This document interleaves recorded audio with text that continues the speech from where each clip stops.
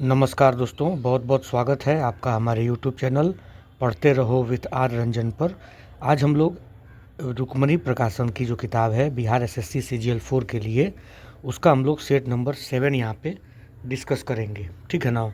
बाकी set number 1 से set number 6 तक आप देखिएगा, वीडियो जो मैंने अपलोड कर दिया है आप लोग ज़रूर उसको देख लीजिएगा, ठीक है। और आप चैनल पे नए हैं तो प्लीज़ चैनल को सब्सक्राइब कर लीजिए, अपने दोस्तों तक शेयर भी कर दीजिएगा, ठीक है। पहला प्रश्न देखिए, विषुवत रेखा के समीप तापमान सबसे अधिक होता है क्योंकि, ठीक है ना। विषुवत रेखा के समीप तापमान सबसे अधिक होता है क्योंकि, क्यों होता है? क्योंकि ताप छोटे क्षेत्र में केंद्रित होता है, ठीक है ना। तो पृथ्वी के इतने बड़े क्षेत्र में से चूँकि सूर्य काफ़ी छोटे क्षेत्र में ही चमकता है, इसलिए विषुवतीय क्षेत्र का तापमान अधिक रहता है, ठीक है। और 0 डिग्री अक्षांश रेखा को ही हम लोग विषुवत रेखा या भूमध्य रेखा कहते हैं।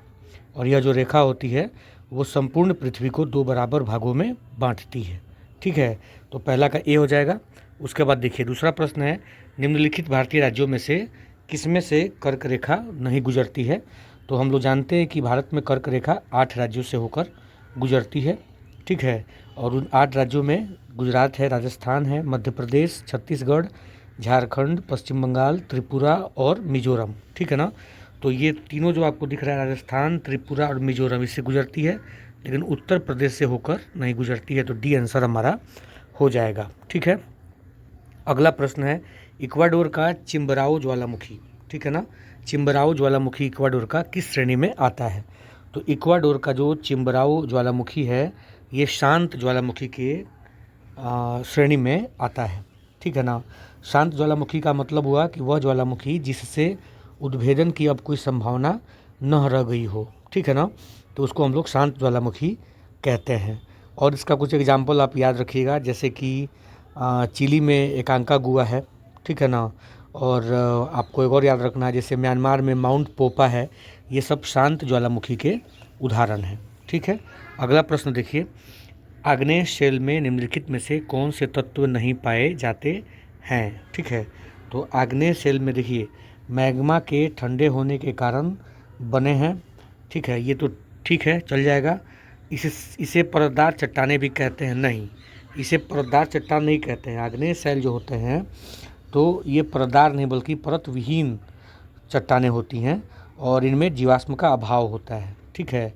तो बाकी तो तीनों ठीक है, लेकिन नहीं पाए जाते हैं, तो ये बी हमारा आंसर हो जाएगा। बाकी ये तीनों आपका ठीक है। और ग्रेनाइट और बेसाल्ट जो है वो आग्नेय चट्टान के ही उदाहरण है, ये भी ठीक है। अगला प्रश्न देखिए, नेक्स्ट है, गेहूँ किस जलवायु की फसल है? तो देखिए गेहूँ जो है शीतोष्ण जलवायु की फसल है, ठीक है ना। गेहूँ की खेती के लिए अनुकूल जो तापमान है वो बुआई के समय 20 से 25 डिग्री सेल्सियस उपयुक्त होता है। और वर्षा जो होनी चाहिए वो 50 से 75 सेंटीमीटर, ठीक है ना। भारत में उत्तर प्रदेश राज्य में गेहूं का उत्पादन सर्वाधिक होता है और सर्वाधिक उत्पादकता पूछेगा तो पंजाब है, ठीक है ना। सब सर्वाधिक उत्पादकता जो है पंजाब में है, ठीक है। अगला प्रश्न देखिए कि 2011 में भारत की जनसंख्या का कितना प्रतिशत मुस्लिम धर्म से संबंधित है, ठीक है। 2011 की जनगणना के हिसाब से मुस्लिम धर्म की जो जनसंख्या है वो कितना है? 14.2%, ठीक है। मुसलमानों की कुल जनसंख्या भारत में 17.22 करोड़ है, जो देश की कुल जनसंख्या का 14.2% है, ठीक है। अगला प्रश्न है कि महानंदा नदी डैश की एक सहायक नदी है? तो महानंदा नदी जो है वो किसकी सहायक नदी है? महानंदा गंगा नदी की सहायक नदी है, ठीक है ना। और महानंदा नदी हिमालय से निकलने वाले नदियों में सबसे पूर्व में गंगा नदी में मिलने वाली नदी है, ठीक है। आगे बढ़ते हैं हम लोग, ये जो दामोदर देख रहे हैं आप, तो दामोदर नदी जो है, दामोदर नदी को बंगाल का शोक कहा जाता है, ठीक है। चलिए आगे बढ़ते हैं, निम्नलिखित में से कौन सी एक पर्वतीय चोटी सही सुमेलित नहीं है, ठीक है। तो देखिए मिकिर असम में है, दूनागिरी उत्तराखंड में है, नीमगिरी उड़ीसा में है, ये जो अबोर झारखंड है ये सही सुमेलित नहीं है, ठीक है ना। अबोर जो है वो झारखंड में नहीं है बल्कि कहाँ है? अरुणाचल प्रदेश में है, ठीक है, अरुणाचल प्रदेश में है, ध्यान रखिएगा, ठीक है। नेक्स्ट देखते हैं, क्षेत्रफल की दृष्टि से निम्नलिखित में से कौन सा भारत का सबसे छोटा केंद्र शासित प्रदेश है? तो क्षेत्रफल की दृष्टि से सबसे छोटा जो केंद्र शासित प्रदेश है वो लक्षद्वीप है, ठीक है। इसकी राजधानी कहाँ है? इसकी राजधानी है कावारत्ती। ठीक है। अगला प्रश्न है कि भौगोलिक अपर्दन चक्र की संकल्पना इनमें से किसने प्रस्तुत किया था। ठीक है। तो भौगोलिक अपर्दन चक्र की जो संकल्पना है वो प्रस्तुत किया गया था किसके द्वारा? WM डेविस के द्वारा। ठीक है ना। और इनके अनुसार, डेविस के अनुसार, संरचना, प्रक्रिया और समय अपर्दन चक्र और स्थल रूप के विकास में महत्वपूर्ण भूमिका निभाते हैं। ठीक है। और भूभाग की संरचना पर ही अपर्दन चक्र निर्भर करता है। ठीक है। विलियम मॉरिस डेविस, इनका पूरा नाम है, WM डेविस, अमेरिका के रहने वाले थे, भूगोलवेत्ता थे। ठीक है। और इन्होंने ही भौगोलिक अपर्दन चक्र की संकल्पना दी है। अगला प्रश्न क्या है? माइटोकॉन्ड्रिया कोशिका का पावर हाउस कहलाता है। तो पहले तो यही पॉइंट आपको याद रखना है कि कोशिका का पावर हाउस किसको बोलते हैं? तो माइटोकॉन्ड्रिया को बोलते हैं। इस कथन के पक्ष में निम्नलिखित में से कौन सा निरीक्षण है? ठीक है। तो माइटोकॉन्ड्रिया ATP का संश्लेषण करते हैं, यही इस कथन के पक्ष में जो है निरीक्षण है। ठीक है ना। माइटोकॉन्ड्रिया कोशिका का पावर हाउस कहलाता है और जीवों में ग्लूकोज का पूर्ण ऑक्सीकरण होता है तथा ऊर्जा अलग होकर ATP अणुओं की असंख्य मात्रा में संश्लेषित हो जाती है, जो कोशिकीय उपापचय के लिए आवश्यक होती है। ठीक है ना। और यह यूकैरियोट्स में माइटोकॉन्ड्रिया में ही होती है जहाँ। अगला क्वेश्चन क्या है कि हार्मोनों की योगवाही यानी कि सिनर्जिस्टिक क्रिया शब्द किसके लिए प्रयोग में लाया जाता है? तो हार्मोनों की योगवाही क्रिया, ठीक है, सिनर्जिस्टिक शब्द किसके लिए होता है? जब दो हार्मोन एक साथ कार्य करते हैं और दोनों एक ही कार्य के लिए योगदान देते हैं तो इसको सहक्रियात्मक, ठीक है, सहक्रियात्मक प्रभाव का अर्थ है जब दो हार्मोन एक साथ काम करते हैं तो वो एक दूसरे के प्रभाव या कामकाज को बढ़ाते हैं और इसलिए दोनों हार्मोन का प्रभाव बढ़ जाता है। ठीक है ना। अगला प्रश्न देखिए, वाट गुना सेकंड वह मात्रक है जो व्यक्त करता है, तो वाट गुना सेकंड जो है वो किसको व्यक्त करेगा? ऊर्जा को व्यक्त करता है। ठीक है ना। चलिए आगे बढ़ते हैं। यदि समान त्रिज्या की एक लोहे की गेंद और लकड़ी की गेंद को निर्वात में h ऊंचाई से गिराया जाता है तो दोनों को पृथ्वी तक पहुंचने में लगा समय क्या होगा? तो समान त्रिज्या की लोहे की गेंद हो या लकड़ी का गेंद हो, लेकिन बात हो ये कहाँ कि निर्वात में गिराया जा रहा है, तो निर्वात में जब गिराया जा रहा है तो वहाँ कोई प्रतिरोधक बल कार्य नहीं करता, तो दोनों के गिरने का जो समय लगेगा वो बिल्कुल समान लगेगा। सी आंसर हमारा हो जाएगा। ठीक है। समान इलेक्ट्रॉनिक विन्यास वाले आयनों का युग्म इनमें से कौन सा है? ठीक है। तो आप इसको कैलकुलेट करके देखिएगा, Fe3+ और Mn2+। ठीक है। और आप देखेंगे तो दोनों में जो इलेक्ट्रॉन की संख्या होगी वो कितना होगा? 23 और 23 होगा। ठीक है ना। दोनों में समान होगा तो बी आंसर हो जाएगा। हैलोजनों में इलेक्ट्रॉन प्राप्त करने में निकली ऊर्जा की मात्रा, इलेक्ट्रॉन लब्धि एंथैल्पी का सही क्रम क्या है? ठीक है। तो देखिए, हैलोजनों में इलेक्ट्रॉन प्राप्त करने में निकली ऊर्जा की मात्रा का सही क्रम इसमें अगर हम लोग देखेंगे तो ये सी वाला आंसर हो जाएगा। ठीक है। देखिए, वर्ग में इलेक्ट्रॉन लब्धि एंथैल्पी नीचे जाने पर घटती है, परंतु क्लोरीन की इलेक्ट्रॉन लब्धि एंथैल्पी फ्लोरीन से अधिक ऋणात्मक होती है। इसका कारण इलेक्ट्रॉन के 3p कक्षक में प्रवेश लेने की अपेक्षा 2p कक्षक में आने पर अधिक प्रतिकर्षण होता है। ठीक है। तो इसलिए यहाँ पे सी हमारा सही आंसर हो जाएगा। ठीक है ना। और ये भी ध्यान रखिएगा कि आवर्त में बाएं से दाएं जाने पर इलेक्ट्रॉन लब्धि एंथैल्पी का मान बढ़ता है। ठीक है। चलिए नेक्स्ट देखते हैं। 0 डिग्री अक्षांश तथा 0 डिग्री देशांतर अवस्थित है। तो 0 डिग्री अक्षांश और 0 डिग्री देशांतर जो है वो अटलांटिक महासागर में अवस्थित है। ठीक है ना। और प्रमुख यामोत्तर और भूमध्य रेखा के प्रतिच्छेदन को नल द्वीप के रूप में जाना जाता है। यह पृथ्वी की सतह पर 0 डिग्री अक्षांश और 0 डिग्री देशांतर पर स्थित है। ठीक है। और गिनी की खाड़ी में पश्चिम अफ्रीका के तट से लगभग 600 किलोमीटर दूर नल द्वीप अटलांटिक महासागर में स्थित है। ठीक है। अटलांटिक के बारे में एक और बात याद रखिएगा कि अटलांटिक विश्व के 5 महासागरों में दूसरा सबसे बड़ा महासागर है। ठीक है। उसके बाद देखिए, शिलोंग इनमें से किन पहाड़ियों पर स्थित है? तो शिलोंग जो है वो खासी पहाड़ी पर स्थित है। ठीक है। चलिए आगे बढ़ते हैं। किन भूकंपीय तरंगों में अनुप्रस्थ विस्थापन शामिल होता है? तो अनुप्रस्थ जो विस्थापन होता है वो एस तरंगों में होता है। कल के सेट में हम लोगों ने डिस्कस किया था कि भूकंपीय तरंगों को तीन श्रेणियों में बांटा जाता है। प्राथमिक तरंगे, ठीक है। और उसके बाद आपका द्वितीयक तरंगे हैं जो अनुप्रस्थ तरंगे होती हैं, ठीक है। और एक आपका जो होता है वो सरफेस तरंगे होती हैं। चलिए आगे बढ़ते हैं हम लोग। आगे है कि आपको मिलान करना है सूची 1 को सूची 2 के साथ, ठीक है। और एक तरफ झीलों का नाम है और दूसरी तरफ बताना है किस राज्य में कौन सा झील है। तो वुलर झील जो है वो आपका जम्मू कश्मीर में है। लोनार झील जो है वो आपका कहाँ है, तो महाराष्ट्र में है, ठीक है। और पुलिकट झील जो है वो कहाँ है, तो पुलिकट तमिलनाडु में है। और लोकटक जो है वो मणिपुर में है। तो ए का 2, बी का कितना हो जाएगा 4, ठीक है। तो आंसर हमारा जो है इसमें डी आंसर हो जाएगा। आगे बढ़ते हैं। कोई व्यक्ति भारतीय नागरिक नहीं होगा यदि वह, तो कोई व्यक्ति भारतीय नागरिक नहीं होगा यदि वह विदेश में 5 वर्ष अधिक रहा हो, जी नहीं। विदेशी न्यायालय द्वारा दंडित किया गया हो, जी नहीं। स्वेच्छा से दूसरे देश की नागरिकता ग्रहण कर चुका हो, बिल्कुल बिल्कुल सही बात है। अगर किसी व्यक्ति ने स्वेच्छा से अपनी नागरिकता जो है दूसरे देश की नागरिकता ग्रहण कर लिया, ठीक है ना। अनुच्छेद 9 है भारतीय संविधान में जो कहता है कि यदि कोई व्यक्ति स्वेच्छा से किसी दूसरे देश की नागरिकता ग्रहण करता है तो उनका भारत का नागरिकता स्वतः समाप्त हो जाएगा। भारत में एकल नागरिकता है। भारतीय संविधान के भाग 2 में अनुच्छेद 5 से 11 तक नागरिकता का उल्लेख है, ठीक है। भारत की संविधान सभा की संघ शक्ति समिति के अध्यक्ष कौन थे, तो संघ शक्ति समिति के अध्यक्ष थे जवाहरलाल नेहरू, ठीक है ना। चलिए आगे बढ़ते हैं हम लोग। और भी समिति का नाम याद रखिएगा, जैसे संचालन समिति के अध्यक्ष कौन थे, तो डॉक्टर राजेंद्र प्रसाद, ठीक है। और आपको प्रांतीय संविधान समिति के अध्यक्ष कौन थे, सरदार पटेल। प्रारूप समिति के कौन थे, डॉक्टर भीमराव अंबेडकर। संघीय संविधान समिति वो आपके जवाहरलाल नेहरू। मौलिक अधिकारों एवं अल्पसंख्यक को संबंधी परामर्श समिति, सरदार पटेल। राष्ट्र ध्वज संबंधी तदर्थ समिति, डॉक्टर राजेंद्र प्रसाद, ठीक है ना। चलिए उसके बाद देखिए, भारत के संविधान का निम्नलिखित में से कौन सा भाग नागरिकता से संबंधित है। तो अभी लोगों ने डिस्कस किया था, भाग 2 जो है वो नागरिकता से संबंधित है, अनुच्छेद 5 से 11, ठीक है। और भारत में नागरिकता संबंधी जो प्रावधान है वो ग्रेट ब्रिटेन से लिया गया है। भारत में एकल नागरिकता है, ठीक है ना। चलिए आगे बढ़ते हैं हम लोग।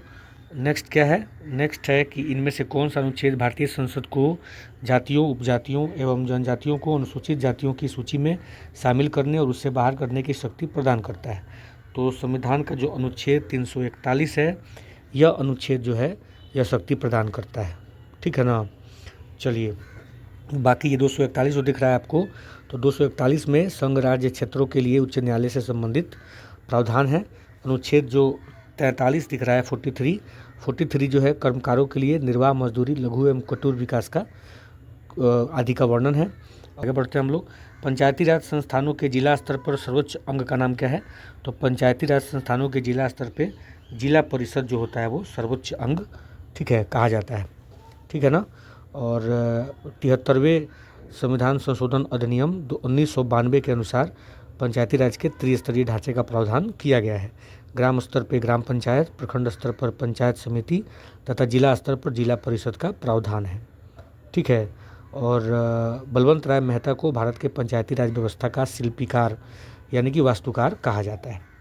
आगे बढ़ते हैं हम लोग।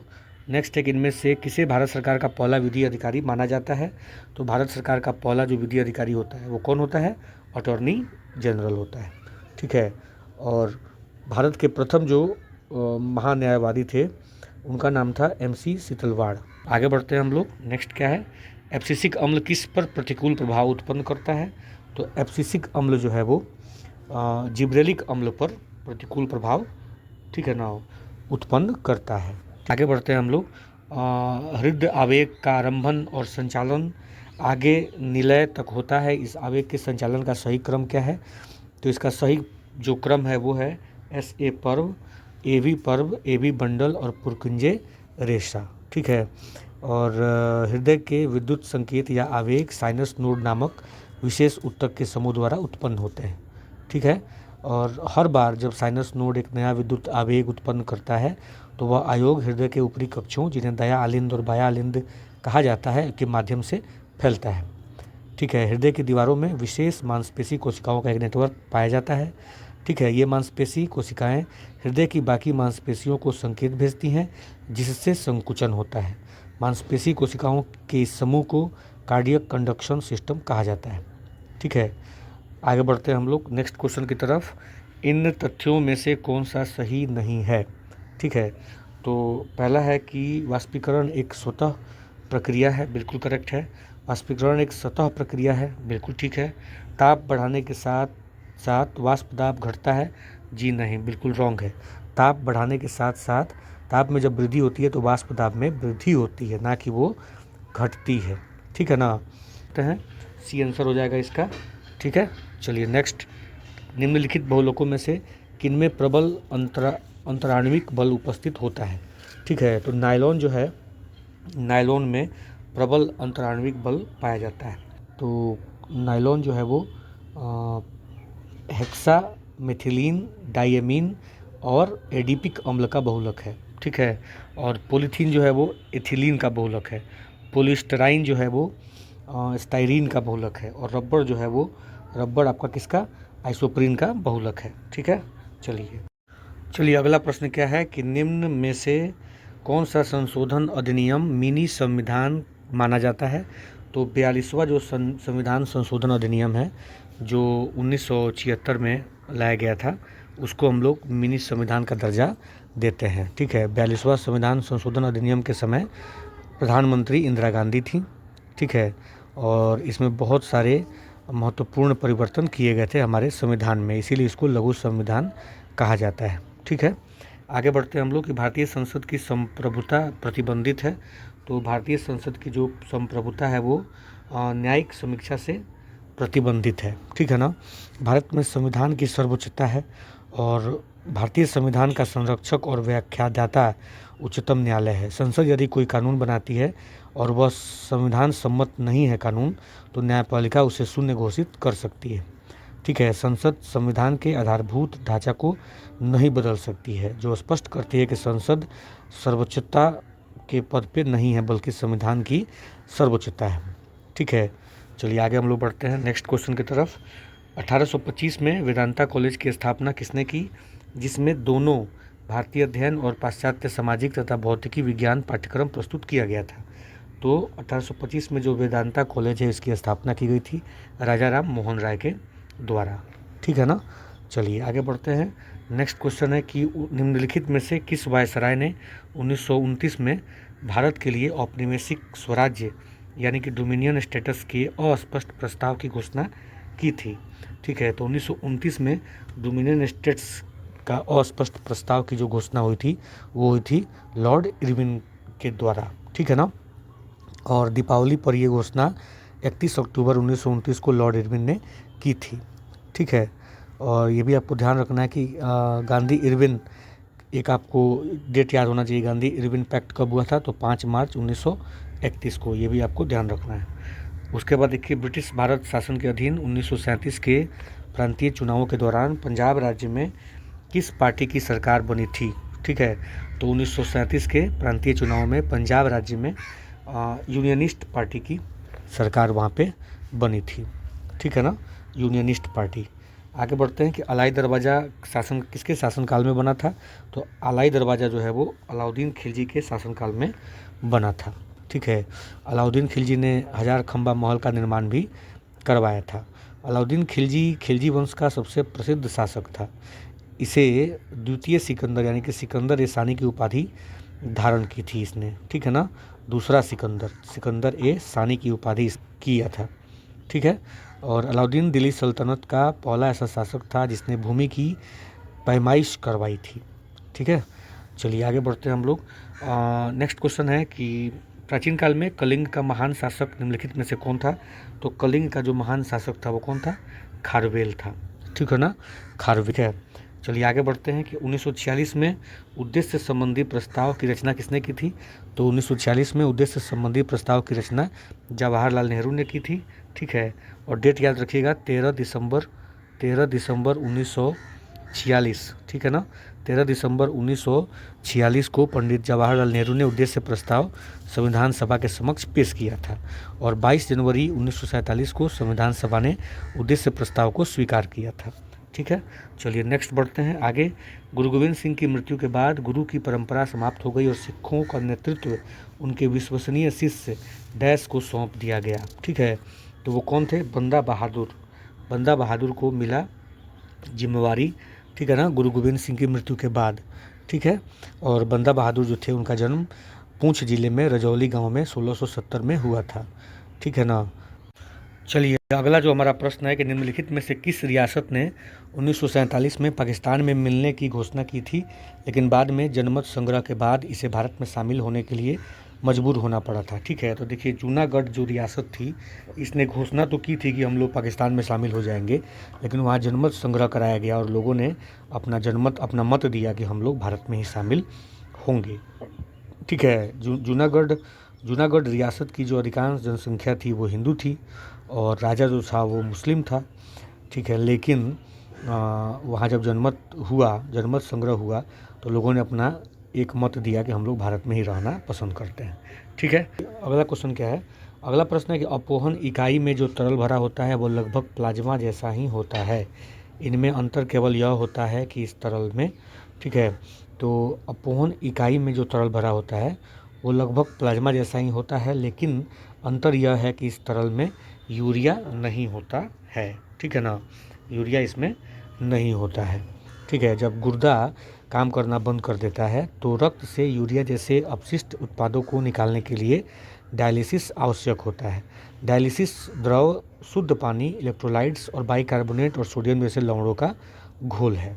ठीक है, इसमें यूरिया का जो है कोई गुंजाइश नहीं होता है। ठीक है, अगला प्रश्न देखिए आगे है कि मनुष्य का नेत्रगोलक 3 स्तर का बना होता है, यह निम्न को घेरे रहता है। ठीक है, तो मनुष्य का जो नेत्रगोलक है वह लेंस, परितारिका और दृक् तंत्रिका, ठीक है ना, लेंस, परितारिका और दृक् तंत्रिका, ये आंसर हमारा हो जाएगा। ठीक, श्वेत पटल होता है आँख में।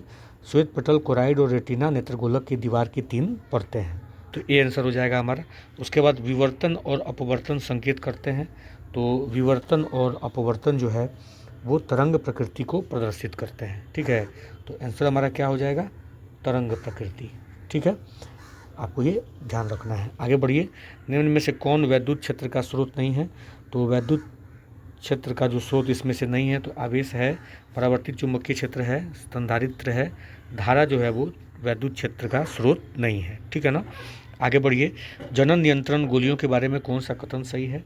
तो जनन नियंत्रण गोलियों के बारे में इनमें एस्ट्रोजन और प्रोजेस्टेरोन के व्युत्पन्नों का मिश्रण होता है। ठीक है ना, यही हमारा सी आंसर हो जाएगा। निम्न में से किस संरचना को प्रथम विश्व युद्ध के दौरान अविभाजित भारतीय सेना के सैनिकों की युद्ध स्मृति में बनाया गया था? तो जो आप लोग दिल्ली में देखते हैं इंडिया गेट, उसको प्रथम विश्व युद्ध के दौरान अविभाजित भारतीय सेना के सैनिकों की युद्ध स्मृति में बनाया गया था। और इसको बनाने वाले जो ये डिज़ाइन किसका था? तो ये डिज़ाइन था लुटियंस का। प्रश्न है कि भारतीय राष्ट्रीय आंदोलन की निम्नलिखित में से किस घटना के बाद रविंद्रनाथ टैगोर ने अपना दर्द और गुस्सा व्यक्त किया था और अपनी नाइटहुड का त्याग कर दिया था? ठीक है, तो रविंद्रनाथ टैगोर ने जालियांवाला बाग हत्याकांड जब हुआ तो उसके बाद उन्होंने अपना नाइटहुड की जो उपाधि है उसको उन्होंने त्याग दिया था। ठीक है, जुलाई 2025 तक भारत में कुल कितने रामसर स्थल हैं? जुलाई 2025 तक पूछ रहा है, तो उस समय तक कितना? 91 रामसर स्थल भारत में थे। ठीक है ना। 59वां ज्ञानपीठ पुरस्कार 2025 किसे प्रदान किया गया है? तो 59वां ज्ञानपीठ पुरस्कार विनोद कुमार शुक्ल जी को, जो छत्तीसगढ़ के एक रहने वाले लेखक हैं, उनको दिया गया है हिंदी साहित्य में। ठीक है ना, उनके अच्छे असाधारण योगदान के लिए और विशिष्ट लेखन शैली के लिए। ठीक है, ये भारतीय कंपनी कोल इंडिया लिमिटेड अमेरिका देश की कंपनी के साथ मिलकर किस देश में लिथियम ब्लॉकों की खोज कर रही है? तो ये जो खोज हो रही है वो कहाँ पे? अर्जेंटीना में। ठीक है ना, कोल इंडिया लिमिटेड और अमेरिका की एक कंपनी है, दोनों मिलके लिथियम ब्लॉक की खोज कर रहे हैं अर्जेंटीना में। ठीक है, अगला प्रश्न है कि 2025 में किसने प्रिट्जर वास्तुकला पुरस्कार जीता है? तो प्रिट्जर वास्तुकला पुरस्कार जीतने वाले जो व्यक्ति हैं इनका नाम है लियू जियाकुन। ठीक है ना, लियू जियाकुन, ये हमारा आंसर, ये चीन से संबंधित है, ये भी ध्यान रखिएगा। उसके बाद है कि मई 2024 में भारत किन 2 देशों को पीछे छोड़ते हुए चौथा सबसे बड़ा निर्यात बाजार बन गया है? ठीक है, तो मई 2024 में भारत जो है ब्रिटेन और चीन को पीछे छोड़ते हुए चौथा सबसे बड़ा निर्यात बाजार बन गया है। तो चीन और ब्रिटेन हमारा आंसर हो जाएगा। ठीक है, आगे देखते हैं। अंतर्राष्ट्रीय सम्मेलन ऊर्जा भविष्य को आकार देना, चुनौतियों और अवसर SEFCO 2025 निम्नलिखित में से कहाँ आयोजित किया गया था? तो यह जो आयोजन हुआ था ये हुआ था देहरादून में। ठीक है ना, याद रखिएगा, ये सब करंट अफेयर्स के इंपॉर्टेंट प्रश्न हैं। उसके बाद अंतर्राष्ट्रीय ओलंपिक दिवस कब मनाया जाता है?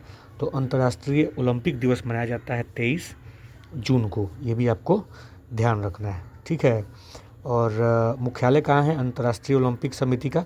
तो लुसाने में है, स्विट्जरलैंड में। ठीक है, और अंतर्राष्ट्रीय ओलंपिक संघ के नए अध्यक्ष कौन है? तो क्रिस्टी कोवेंट्री। ये भी आपको याद रखना है। आगे बढ़िए। ICC महिला ODI क्रिकेट विश्व कप 2025 में कहाँ आयोजित किया जाएगा? तो ODI क्रिकेट विश्व कप 2025 महिला संवर्ग आयोजित किया जाएगा भारत में। ठीक है ना, भारत में। और जाएगा क्या, कर दिया गया है। चलिए आगे हम लोग बढ़ते हैं। आगे क्या है? पक्षी तथा स्तनधारी दोनों ही में निम्नलिखित अभिलक्षणों में से कौन सा एक लक्षण सामान्य रूप से पाया जाता है? तो पक्षी और स्तनधारी दोनों में से जो सबसे सामान्य रूप से पाया जाने वाला लक्षण है वो ये है कि दोनों जो है वो नियत तापी होते हैं। ठीक है ना, नियत तापी होते हैं। ठीक है, चलिए आगे बढ़ते हैं हम लोग। निम्नलिखित में से उत्तक तंत्र की पहचान कीजिए। तो इसमें से उत्तक तंत्र की जो पहचान है कौन है? मृदुतक जो है हमारा उत्तक तंत्र है। ठीक है, बाह्य त्वचा जो है, तो बाह्य त्वचा जो है वो क्या है? बाह्य त्वचा जटिल है और इसमें स्टोमेटा पाए जाते हैं। जाइलम और फ्लोएम दोनों जटिल उत्तक हैं। उत्तक तंत्र के रूप में देखा जाए तो मृदुतक आंसर हो जाएगा। ठीक है, रिएक्टर में ग्रेफाइट और भारी जल मंदक के रूप में प्रयुक्त होते हैं। मंदक का कार्य क्या होता है? तो मंदक का जो काम होता है वो ये होता है कि न्यूट्रॉनों की गति को कम करके तापीय ऊर्जा तक लाना। ठीक है, तो ए आंसर हमारा हो जाएगा। ग्रेफाइट यूज होता है मंदक के रूप में, ये भी आपको दिमाग में रखना है। रिएक्टर में मॉडरेटर के रूप में ग्रेफाइट और भारी पानी यानी कि D2O का उपयोग किया जाता है। ठीक है, चलिए आगे बढ़ते हैं। निम्नलिखित में से कौन सा चांदी का अयस्क है? तो चांदी का जो इसमें अयस्क है वो अर्जेंटाइट है। ठीक है ना, अर्जेंटाइट। ठीक है, याद रखिएगा। और ये जो स्टेबनाइट है ये किसका अयस्क है? तो यह जो है आपका एंटीमनी का अयस्क है।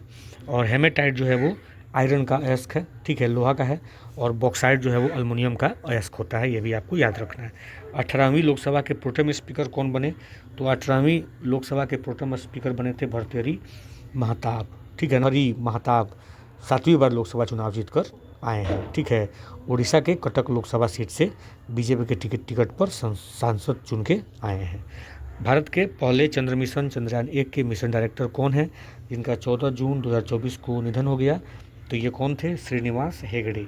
ठीक है, इनका निधन हो गया, याद रखिएगा।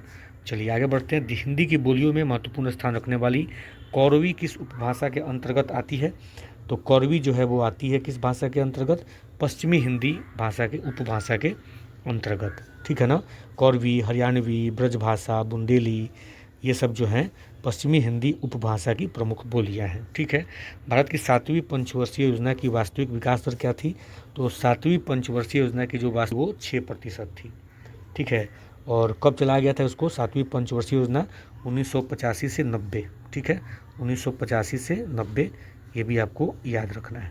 ठीक है, और 7वीं पंचवर्षीय योजना में खाद्यान्न उत्पादन, रोजगार के अवसरों में बढ़ोतरी और आधुनिकीकरण, आत्मनिर्भरता और सामाजिक न्याय आदि पर बल दिया गया था।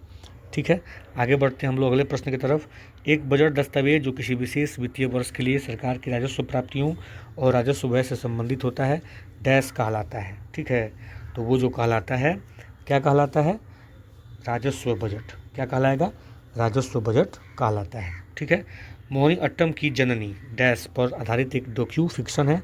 तो मोहिनी अट्टम की जननी कलामंडलम कल्याणी कुट्टी अम्मा पर आधारित एक डॉक्यू फिक्शन है। ठीक है, तो ये आपका याद रखिएगा, बी आंसर हो जाएगा। उसके बाद देखिए, चेक गणराज्य देश की मुद्रा क्या है? तो चेक गणराज्य जो देश है इसकी मुद्रा है, कौन सा है? उसका मुद्रा है कोरूना। ठीक है ना, कोरूना। ठीक है, कोरूना को शॉर्ट में CZK से संकेत किया जाता है। कोरूना का चेक का ये मुद्रा है, याद रखिएगा। ठीक है, उसके बाद देखिए, लॉन्ग वॉक टू फ्रीडम किसके द्वारा लिखी गई है? तो लॉन्ग वॉक टू फ्रीडम लिखी गई है नेल्सन मंडेला के द्वारा। ठीक है ना, नेल्सन मंडेला। ठीक है, और 1994 में दक्षिण अफ्रीका के प्रथम अश्वेत राष्ट्रपति नियुक्त होने वाले व्यक्ति थे नेल्सन मंडेला। ठीक है, और इनकी ही आत्मकथा है लॉन्ग वॉक टू फ्रीडम। ठीक है, आगे बढ़िए। सांसद आदर्श ग्राम योजना SAGY को 2014 में किसके जयंती पर पेश किया गया था? तो जयप्रकाश नारायण। ठीक है ना, जयप्रकाश नारायण के जयंती पर पेश किया गया था सांसद आदर्श ग्राम योजना। ठीक है, अगला प्रश्न है कि कितने भारतीय राज्य नेपाल से सीमा साझा करते हैं? ठीक है, तो नेपाल से सीमा साझा करने वाले जो राज्य हैं वो 5 राज्य हैं जो नेपाल से सीमा साझा करते हैं।